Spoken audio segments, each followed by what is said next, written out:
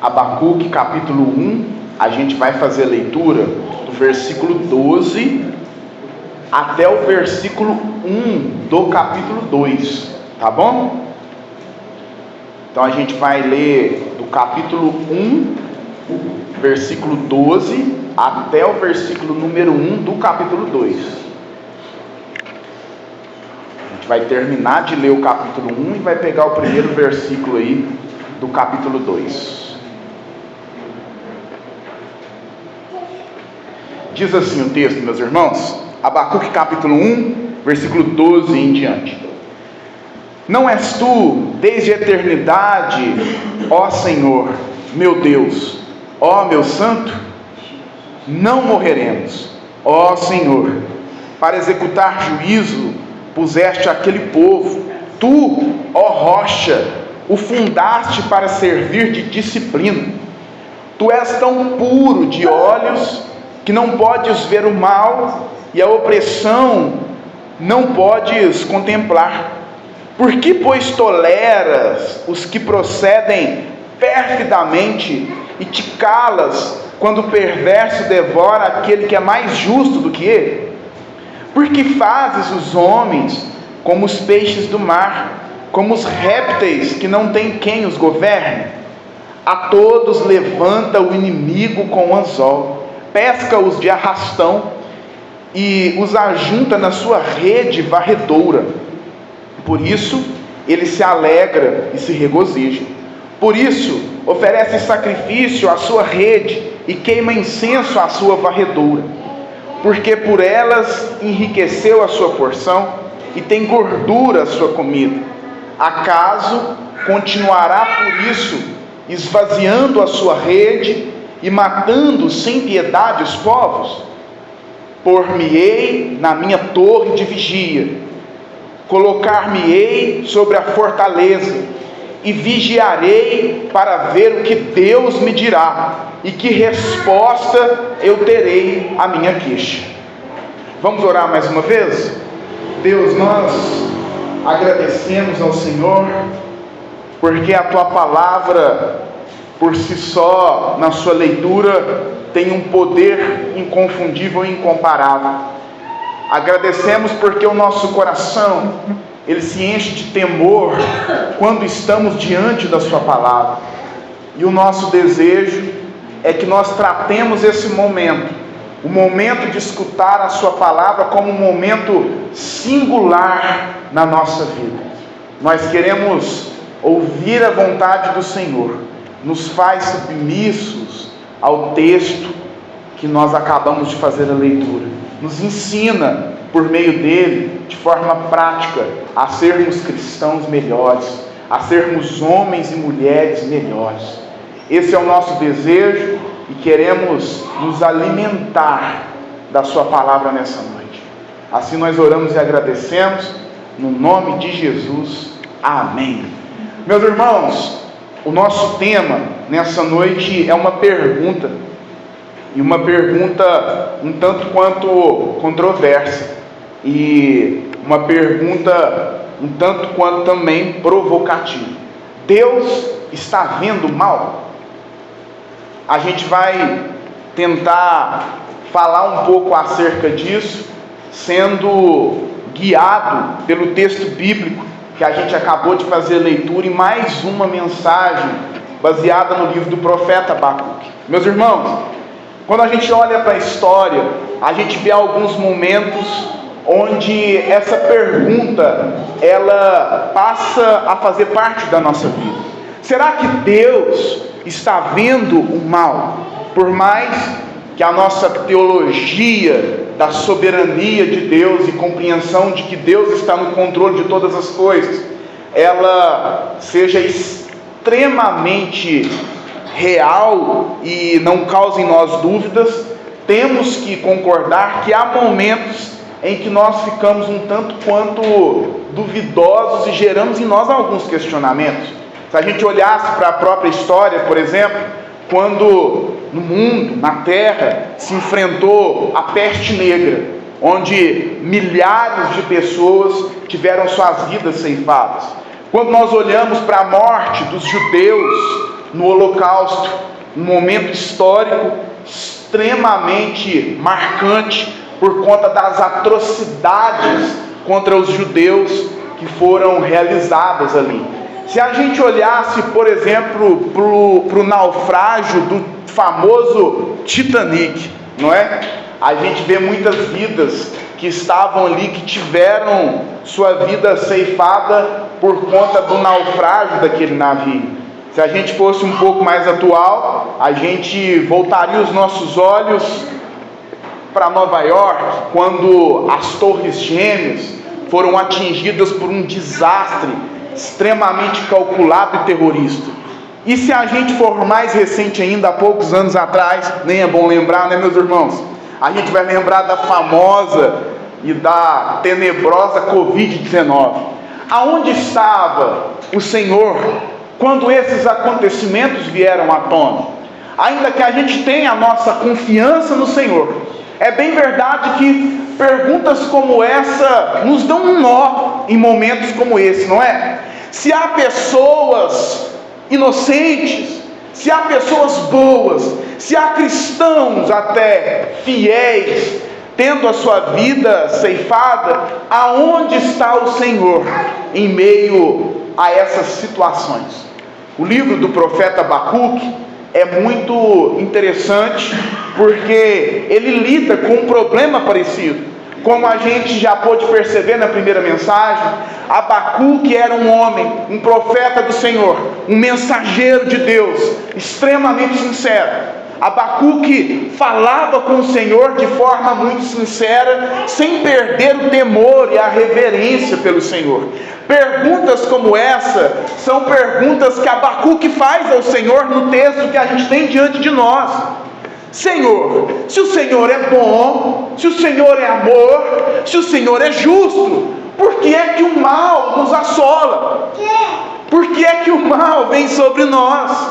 Meus irmãos, o profeta Abacuque é sincero, e nós somos encorajados, e fomos na última mensagem, a sermos sinceros, como o profeta Abacuque, mas reverentes ao mesmo tempo com esse nosso Deus. Se a gente pudesse dar uma olhada e fazer um resumo de uma estrutura, por assim dizer, do livro do profeta Abacuque, a gente iria perceber que o livro do profeta Abacuque, nos seus 3 capítulos, ele é dividido em 3 partes rápidas e tranquilas de se entender.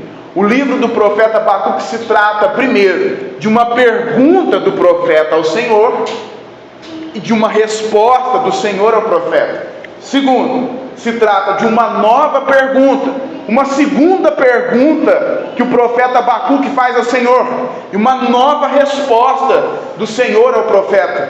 E no final do capítulo 3, termina com o profeta se prostrando e reconhecendo o controle e a bondade de Deus em meio aos seus questionamentos e às suas perguntas.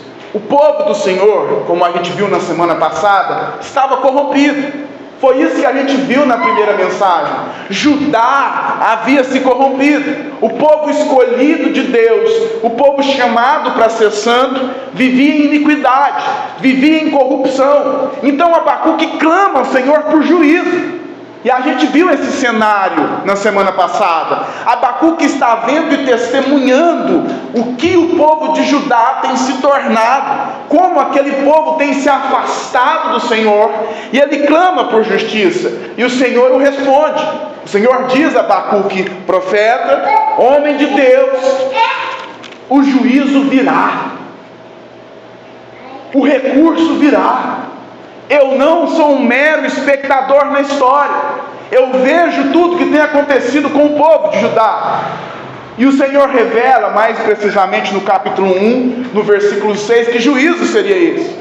O Senhor diz para o profeta, eu vou enviar os caldeus, ou seja, o povo da Babilônia, o poderoso império babilônico, para derramar sobre esse povo corrupto, sobre esse povo que se entregou à iniquidade, juízo.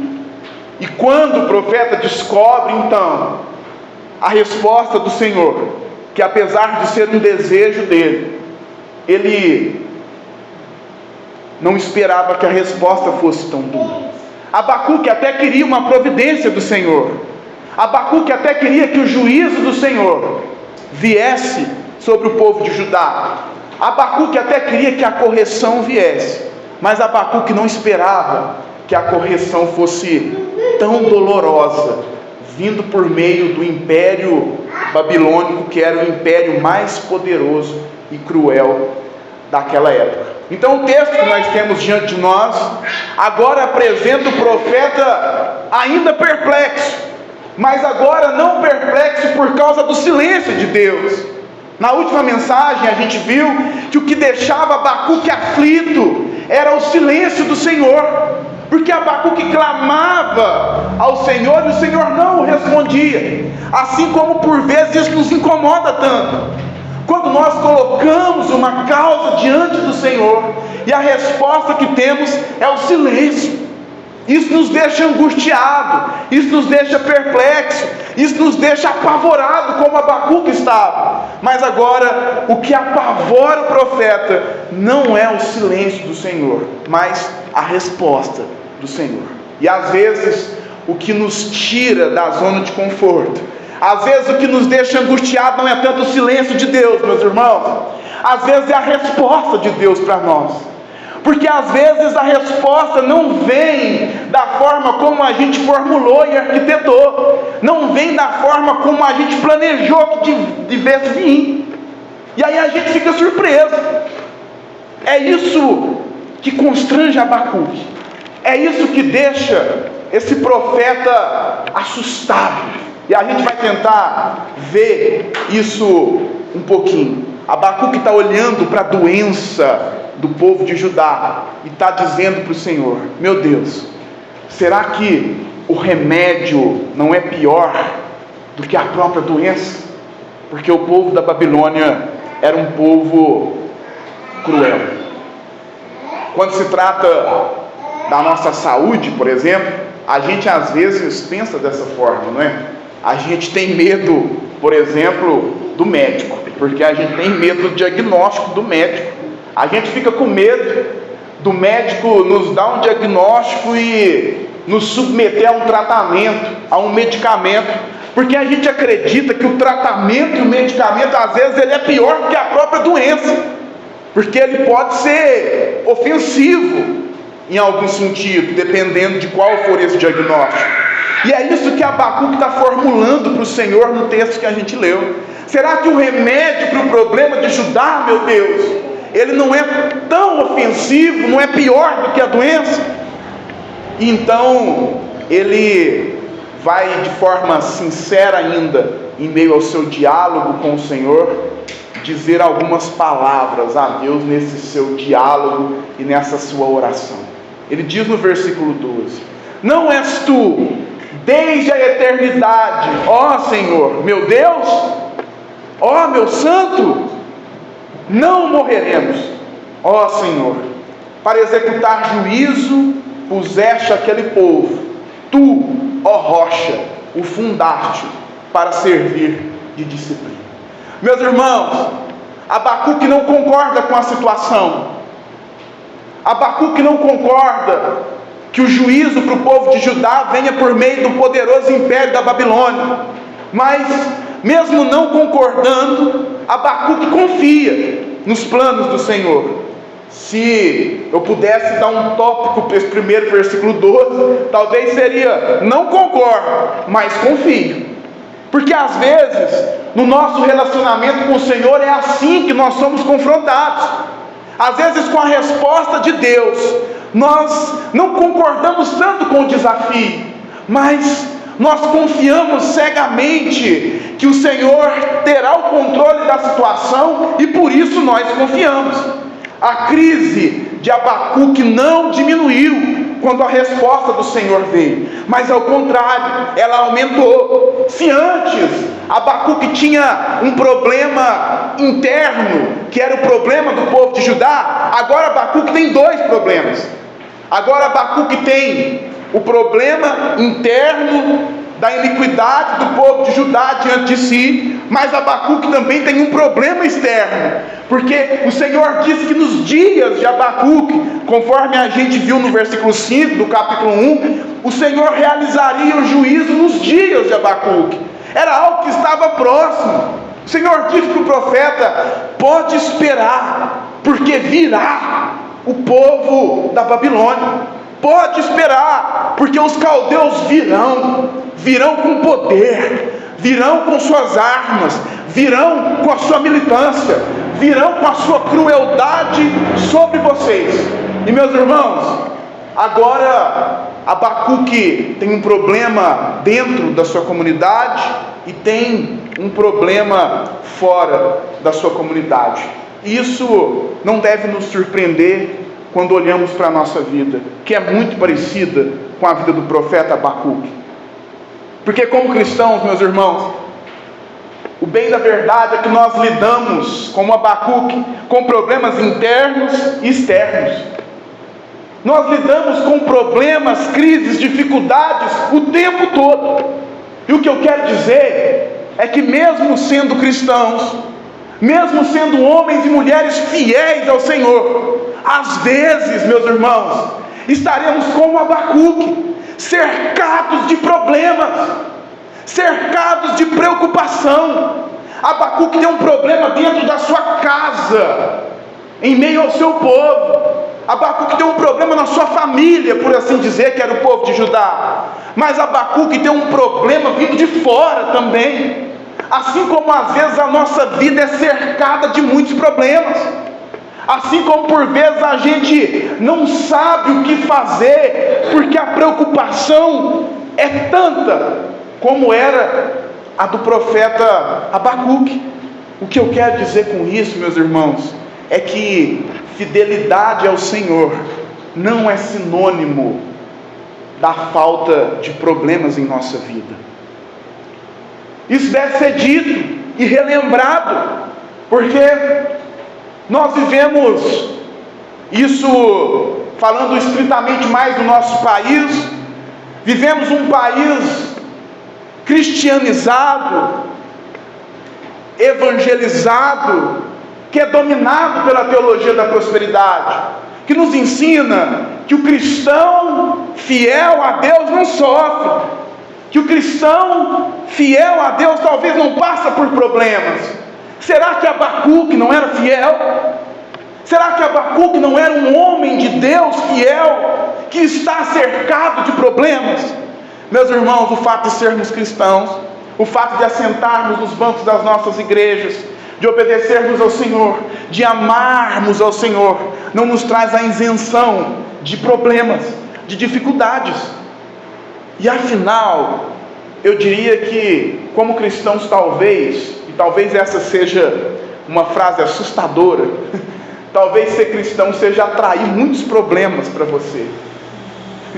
Talvez essa não seja uma frase que deva ser dita para aqueles que estão aderindo à fé em seus primeiros momentos. Vamos deixar para dizer a verdade para ele depois, mas como sou bem sincero, eu quero lhe dizer essa verdade. Meus irmãos, ainda que sejamos fiéis ao Senhor, estaremos cercados às vezes de problemas dentro da nossa casa, problemas internos, estaremos cercados de problemas fora da nossa casa, problemas externos, estaremos cercados de dificuldade, como Abacuque estava. Mas em meio à pressão dos problemas internos e externos que rodeiam aquele profeta, aquele homem de Deus cercado de problemas, ele lamenta ao Senhor a situação, ele diz para o Senhor o que está passando.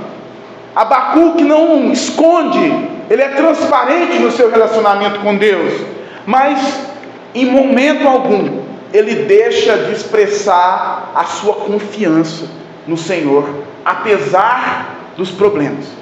Olha como Abacuque fez a sua oração: não és tu, Deus, desde a eternidade. Daria para pregar uma mensagem grande, meus irmãos, só no versículo 12, mas como eu tenho dó de você, para não te segurar muito tempo, eu passo rápido por meio de alguns versículos, mas um destaque no versículo 12 é que apesar do momento de crise, Abacuque ele diz: Deus, os seus planos, eu sei que o Senhor, é como se ele dissesse, desde a eternidade já havia projetado tudo que estamos vivendo. Então a crise chegou, mas eu tenho uma certeza: não morreremos. Não morreremos porque o Senhor é Deus desde a eternidade. Nós não morreremos porque o Senhor, Ele é o meu Deus. E se a gente der uma olhada para o versículo 11, por exemplo, que está pertinho aí do versículo 12, que a gente viu na semana passada, olhe como há um antagonismo naquilo que era o Deus do povo da Babilônia, no Deus de Abacuque.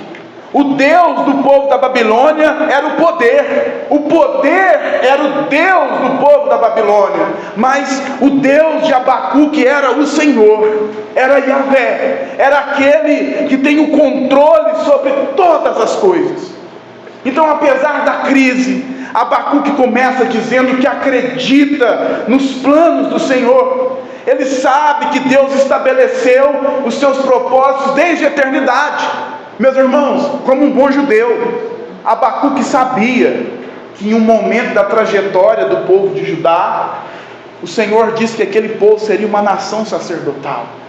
O Senhor disse que aquele povo poderia escolher entre a bênção e a maldição. Se obedecessem ao Senhor, a bênção viria sobre eles. Se não obedecessem ao Senhor, a maldição viria sobre eles. Abacuque sabia isso como ninguém, por ser um profeta. E Abacuque sabe que é fiel. E por saber que é fiel, por saber que os planos do Senhor não se deram origem nessa terra, Abacuque, em meio à crise, em meio ao caos, está dizendo: Deus, eu confio nos seus planos, eu confio que nós não morreremos.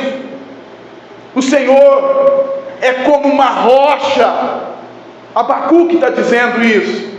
Quando Abacuque diz que o Senhor é uma rocha, ele está usando uma expressão que Moisés havia usado. Se a gente desse uma olhada na nossa Bíblia, no livro de Deuteronômio, capítulo 32, versículo 4, Moisés, na sua oração, por assim dizer, no seu cântico, no final da sua vida, ele vai dizer que o Senhor é como uma rocha. E ele diz isso no sentido de demonstrar que o Senhor é um Deus imutável, ou seja, o Senhor é uma rocha fincada em um lugar, e uma rocha que não sai desse lugar, não muda de posição. O Senhor é imutável, os seus planos não mudaram.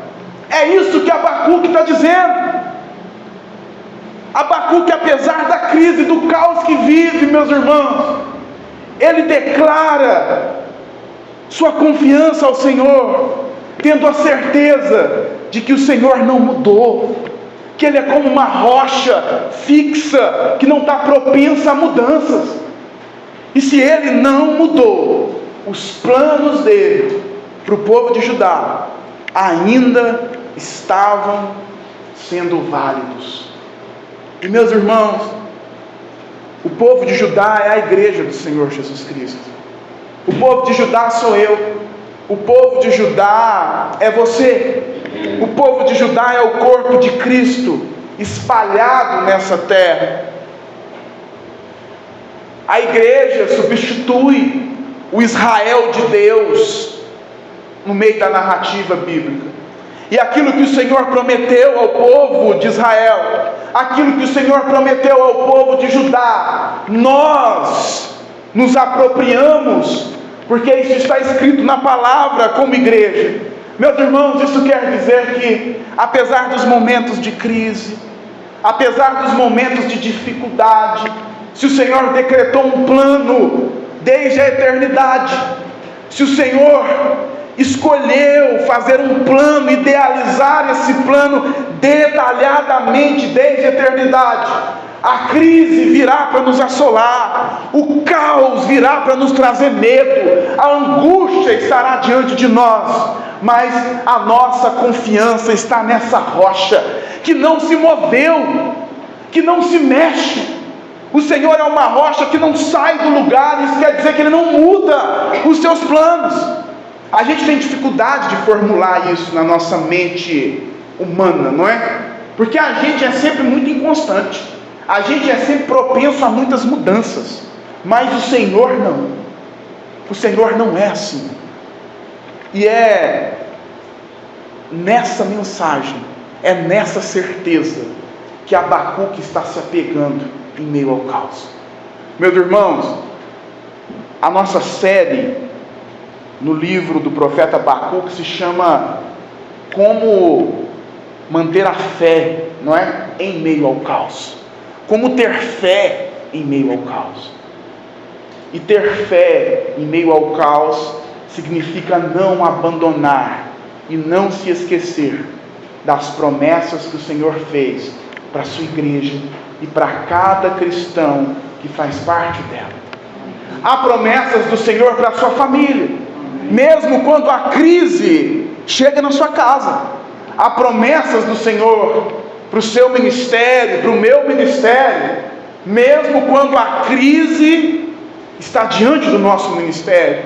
Há promessas para o Senhor, do Senhor, para a sua igreja, que não serão revogadas, porque Ele é Deus, e Ele é uma rocha que não se move, Ele é uma rocha que não está propensa a mudanças, Ele é o Senhor. Abacuque então conclui, e ele é otimista, e ele diz que acredita que a invasão babilônica não vem para aniquilar aquele povo.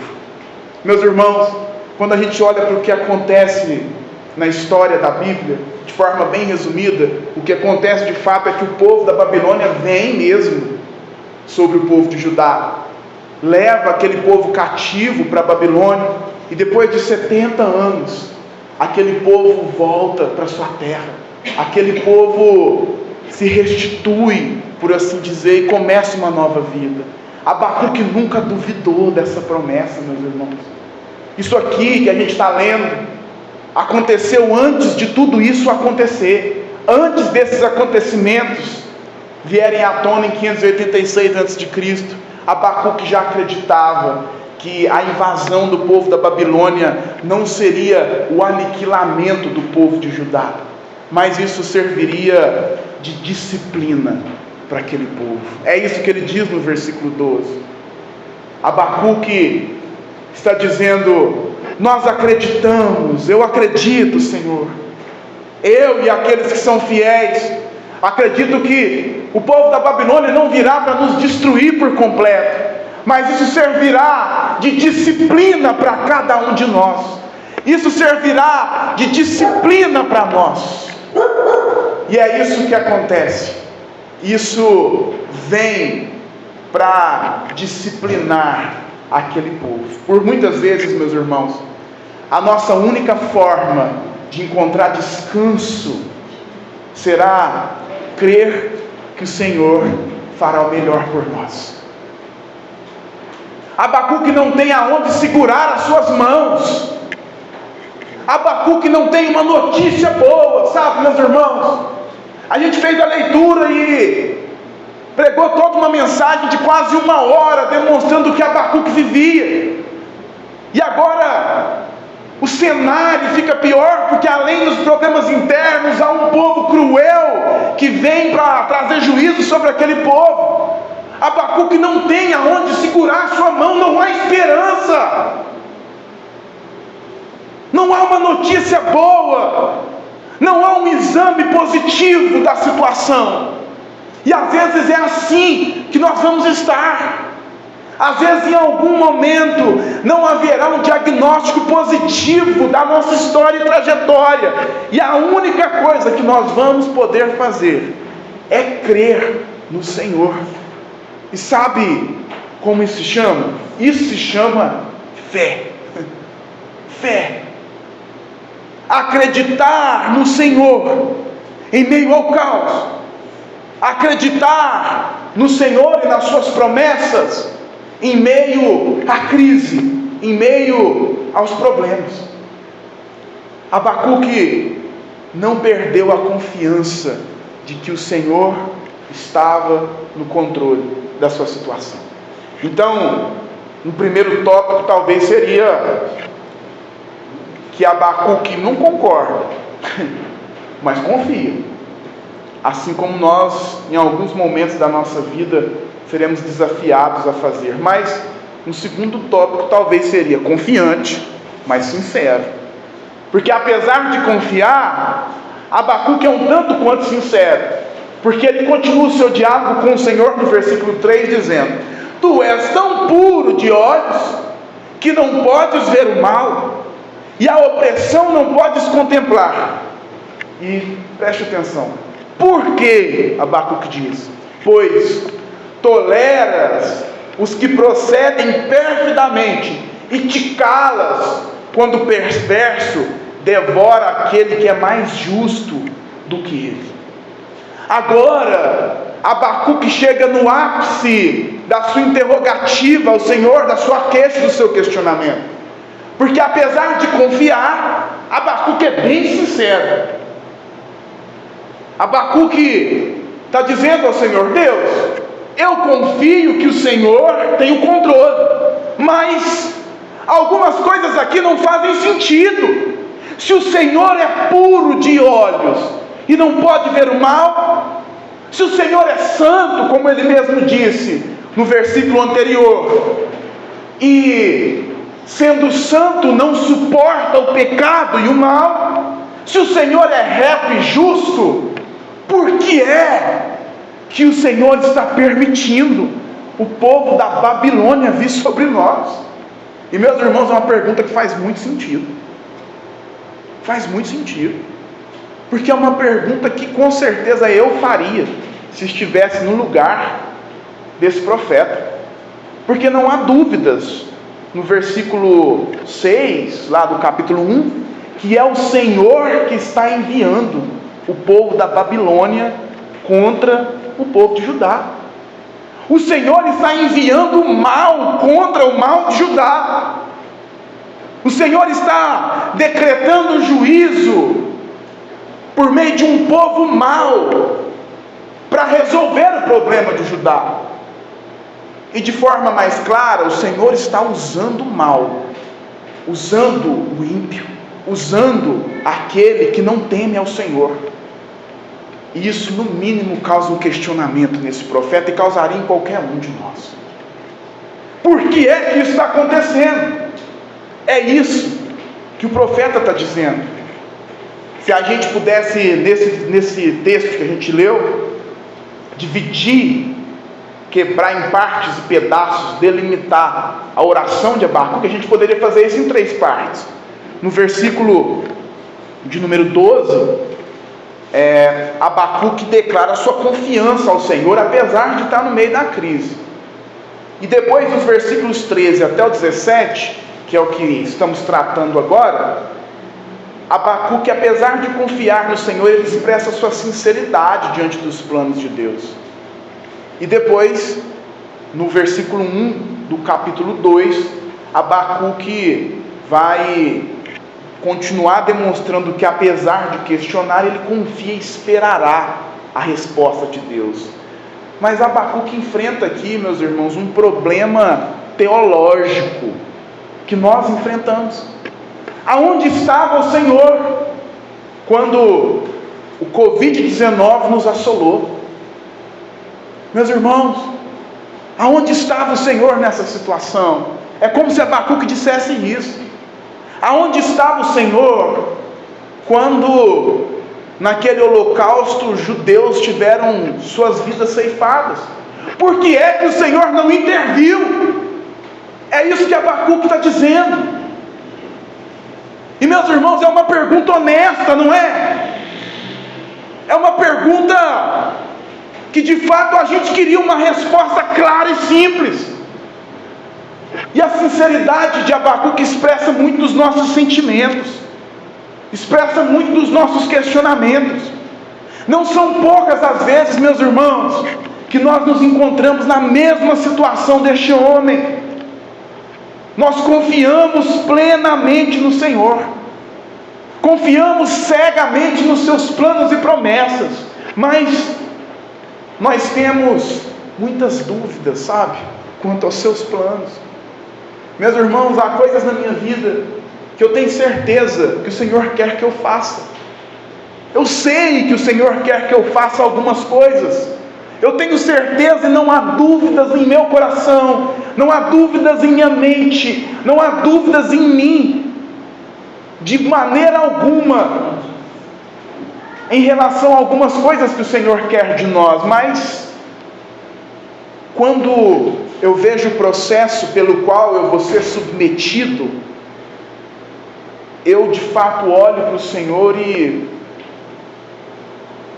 irmão Jair, fico embasbacado. Fico embasbacado porque eu olho e digo: Senhor, eu não entendo.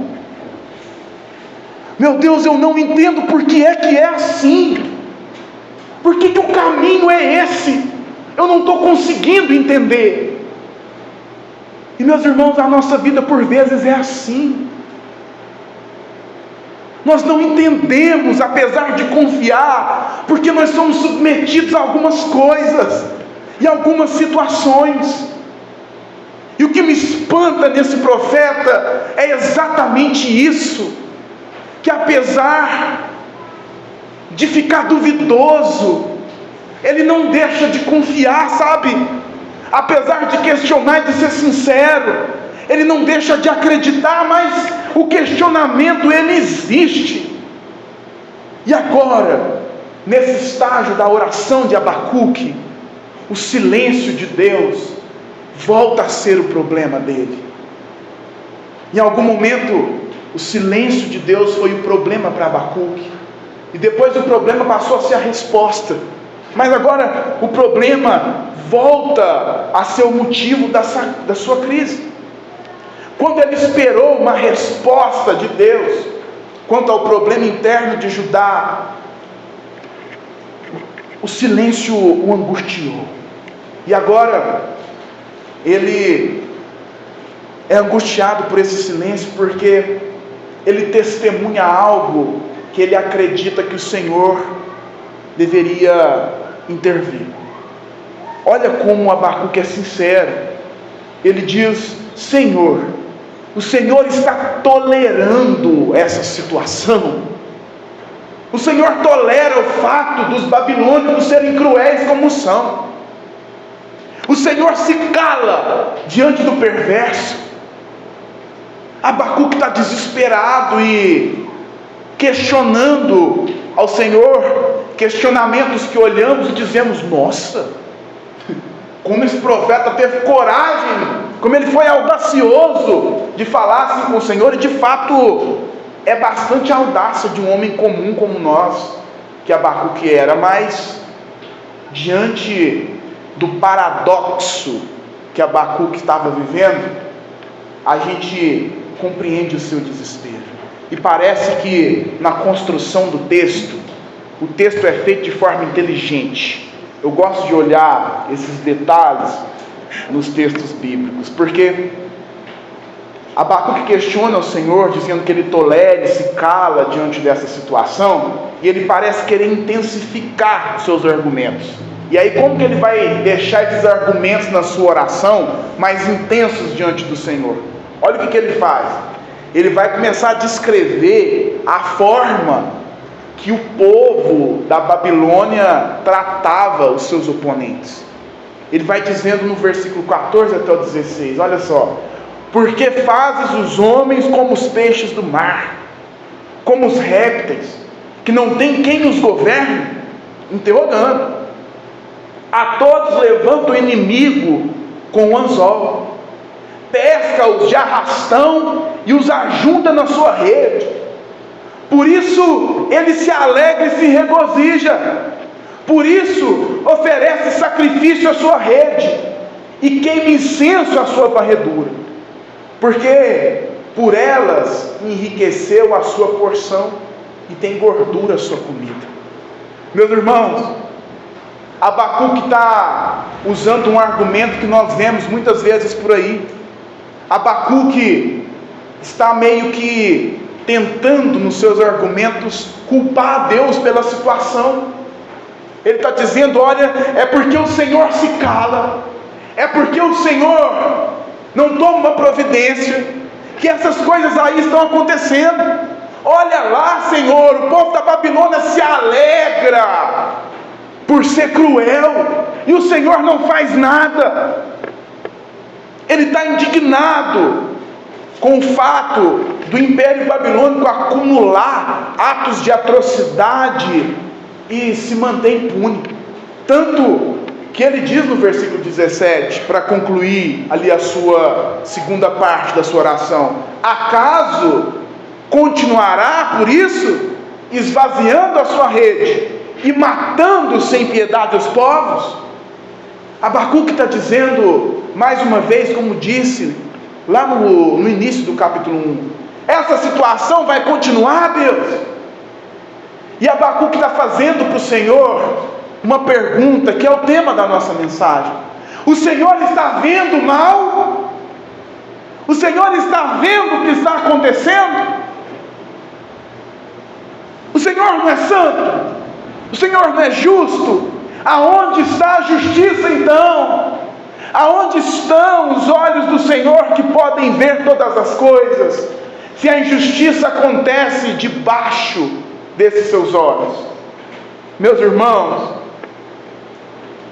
às vezes a crise na nossa vida, e a crise que você tem enfrentado, ela é tão grande, que nós chegamos ao ponto de imaginar, pensar, formular, falar como Abacuque está falando. A gente acredita na hipótese de que Deus pode estar fora do controle da situação, porque a crise parece nos cercar de tantas maneiras. Meus irmãos, a atitude de Abacuque aqui não é tão correta, não é a forma comum de alguém se dirigir ao Senhor, mas isso é um reflexo, um retrato da nossa vida quando estamos desesperados, quando não encontramos respostas para os nossos questionamentos. Mas apesar de não concordar e confiar, apesar de confiar, mas ser sincero, Abacuque deseja e tenta e declara que vai esperar a resposta do Senhor em meio ao seu questionamento. E a gente encerra lendo o versículo 1, melhor dizendo, do capítulo 2, onde Abacuque, depois de toda essa situação, vai declarar dizendo: por-me-ei na minha torre de vigia, colocar-me-ei sobre a fortaleza e vigiarei, para ver o que Deus me dirá e que resposta eu terei à minha queixa. Abacuque, assim como nós, meus irmãos, em algumas situações da nossa vida, ele não tem uma resposta imediata para os seus questionamentos, mas as suas dúvidas e a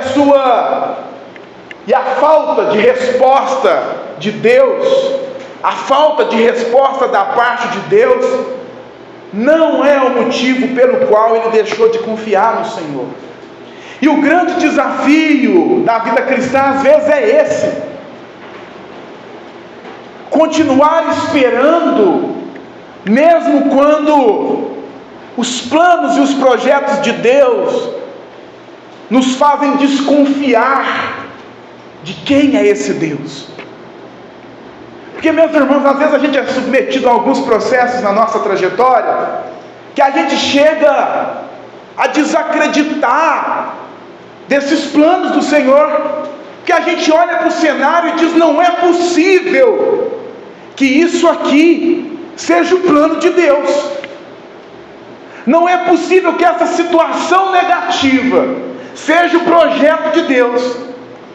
Mas Abacuque, apesar de ter todos os motivos para pensar dessa forma, ao final de mais uma de suas orações, ele diz: eu vou esperar a resposta do Senhor. Porque a tendência, meus irmãos, quando estamos em meio à crise, é buscarmos respostas em outros lugares, é buscarmos a resposta do homem, é buscarmos a resposta por meio de recursos, sabe-se lá quais recursos são esses.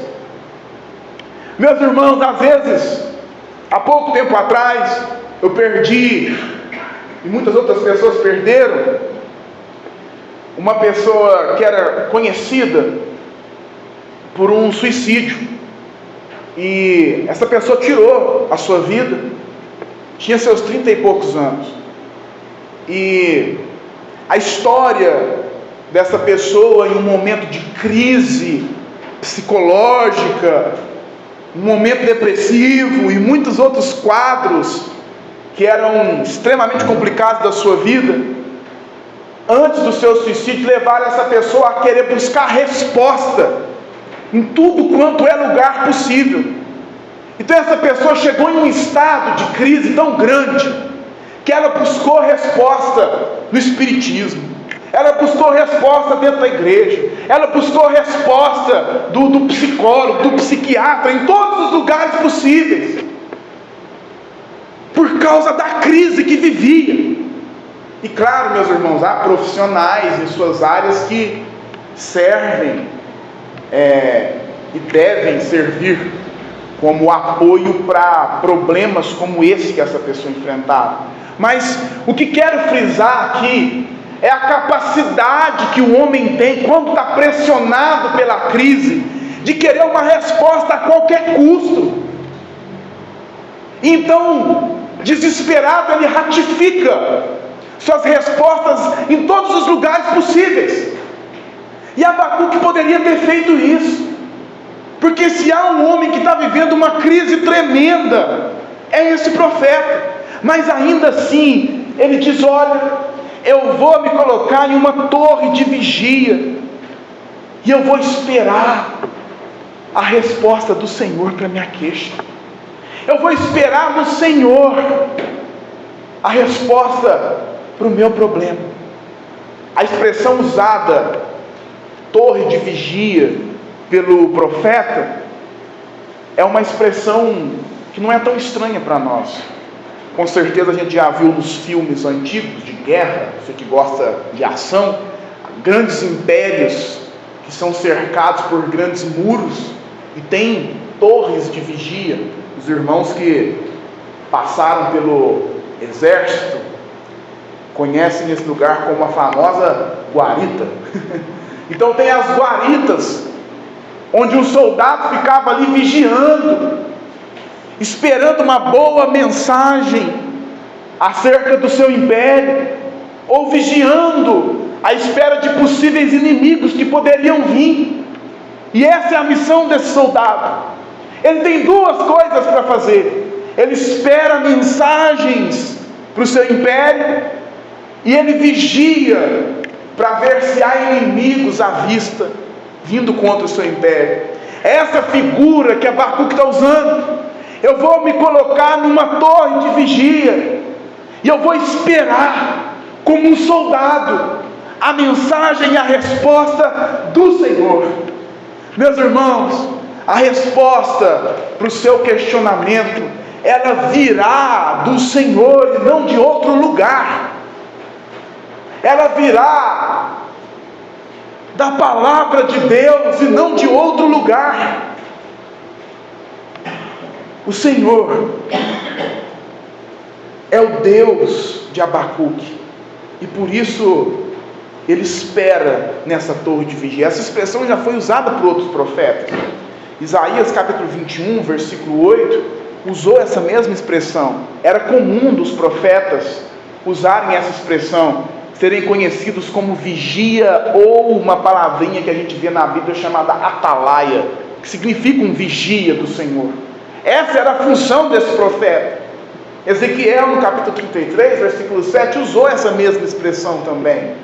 O profeta esperava a resposta do Senhor para comunicar para o povo a vontade de Deus em meio à crise. Meus irmãos, a crise do profeta, para que a gente conclua, ela não é uma crise nova, ela é uma crise nossa, quando olhamos para o mal que assola o mundo. A teologia até tem um termo para tratar esse tema, e você não precisa aprender isso não, viu, meus irmãos? Só estou dizendo esse termo para cumprir o protocolo. Mas a teologia chama isso de teodiceia. O que é teodiceia? Teodiceia, mas irmãos, se quiser aprender, pode, vai ser bênção, viu? Teodiceia é exatamente uma tentativa, é um termo que se refere a uma tentativa teológica de responder essa pergunta que Abacuque está perguntando ao Senhor. A teodiceia, ela tenta tratar basicamente do problema de como um Deus bom e poderoso, ele pode permitir o mal e o sofrimento do mundo, que é uma pergunta muito honesta. Se Deus é poderoso, se Ele é bom, se Ele é amor, por que o mal está diante de nós? É isso que Abacuque está fazendo na sua oração o tempo todo. É essa resposta que Abacuque está esperando do Senhor. E é essa resposta que por vezes nós também esperamos do Senhor.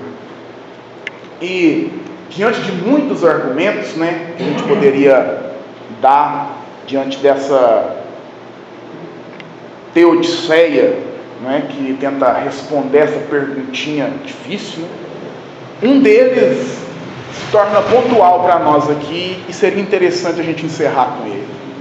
E eu gostaria que você não esquecesse: Deus não é, meus irmãos, o autor do mal. Deus não é o autor do mal. O autor do mal, meus irmãos, o responsável pelo mal no mundo somos nós.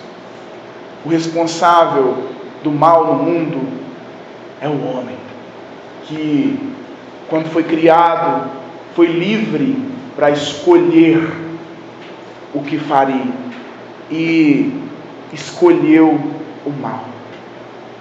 Escolheu desagradar ao Senhor. E a partir disso, a gente começa a tentar formular o fato de que, mediante a escolha do homem, Deus ainda assim pode usar o mal para os seus propósitos. E Deus usa o mal que o homem escolheu cometer para os seus propósitos, como Ele usou o povo da Babilônia. E meus irmãos, isso é duro de se aceitar, mas é o que a Bíblia nos diz claramente, não só aqui, como em muitos outros lugares. Apesar de Deus não ser o criador do mal, Ele usa o mal para nos corrigir, usa o mal para nos disciplinar. Agora, como Deus consegue harmonizar o mal com os seus planos, de fato é uma questão bastante encoberta.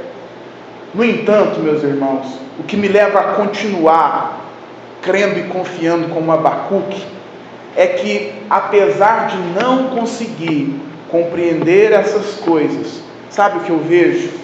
É que apesar do mal estar diante de mim, os planos de Deus têm se cumprido sobre a vida da sua igreja.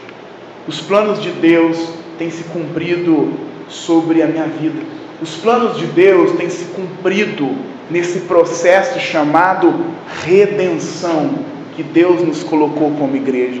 Que um dia cremos no Senhor Jesus e um dia herdaremos de fato por completo a vida eterna. Esse plano tem se cumprido. Nessa trajetória, de forma soberana, Deus usou o mal, que não foi Ele que criou, para tantas coisas que se tornam profundas demais para a nossa compreensão. Entre elas, por exemplo, Deus usou o mal para fazer Jesus decidir se encarnar, vir a essa terra e morrer na cruz pela sua vida. Eu não sei como, mas eu sei que o mal faz parte dos propósitos de Deus, e o mal foi o mal que fez Jesus ir para aquela cruz. Se o mal não existisse, se o pecado não existisse, a gente não precisava de Jesus, porque Ele foi o Cordeiro de Deus que tira o pecado do mundo, que tira o mal do mundo. E meus irmãos, um dia esse mal será aniquilado do nosso mundo. Esse dia será o dia do juízo do Senhor. Portanto, Deus não está inerte diante do mal, mas pelo contrário, Ele se antecipou ao mal, sabendo que o homem pecaria, preparando uma história, preparando uma redenção por meio da história, por meio de Cristo. Eu não sei como Deus faz isso, mas eu sei que até o mal se curvou diante de Cristo naquela cruz. E esse foi o benefício que nós recebemos por isso ter acontecido. Eu queria concluir com 3 questões práticas rápidas, então me deixa eu falar mais 3 coisinhas para você, bem rápidas. Primeiro, por muitas vezes, meus irmãos, os planos do Senhor são planos confrontadores, como a gente viu na história de Abacuque. São planos que nós não concordamos, mas ainda assim a gente é desafiado, não é, a confiar, apesar de não concordar. Abacuque, ele foi sincero com o Senhor, em questionar os seus planos, porque ele tinha dúvida. E não há nenhum problema em sermos sinceros com o Senhor, mas o problema está quando nós não nos curvamos aos planos do Senhor, apesar da nossa sinceridade. Abacuque é sincero, mas ele se curva diante dos planos de Deus, apesar de às vezes não entender tanto. Às vezes a gente não vai entender tanto, mas se são planos do Senhor, se a nossa fé é ancorada nas suas promessas por meio da palavra, ainda que seja difícil compreender, devemos confiar. Agora isso nos chama atenção para um outro ponto importante. O que de fato são planos do Senhor?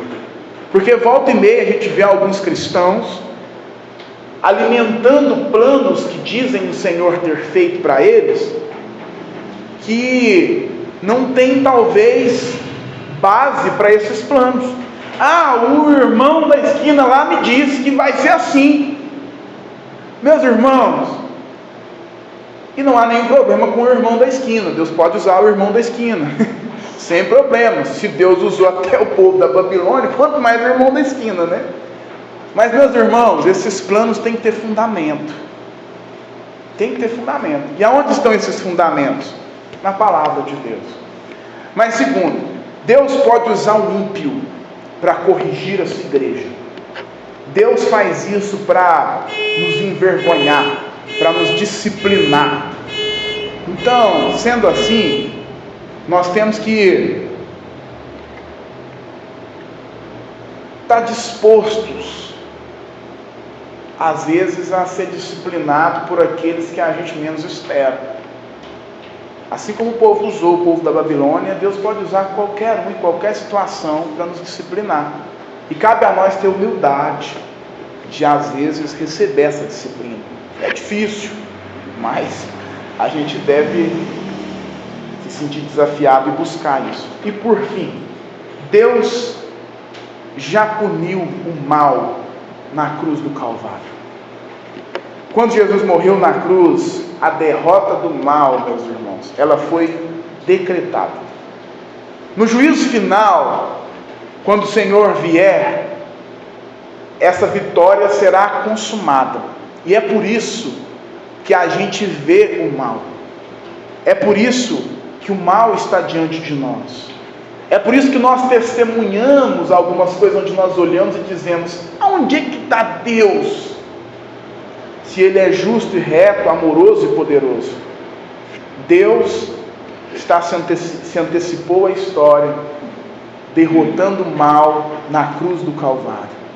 mas há um plano em meio a esses dois decretos, que é o da cruz e o do juízo final. Nós estamos no meio desse plano, mas Deus não ficou inerte ao mal. Pelo contrário, Ele se antecipou a isso. Um dia, Deus trará ordem ao caos. Um dia, teremos certeza de que o mal, ele, de fato, nunca teve poder e que ele foi vencido na cruz do Calvário. Esse é o plano, desde a eternidade, que nós devemos crer, porque o Senhor o planejou. Amém?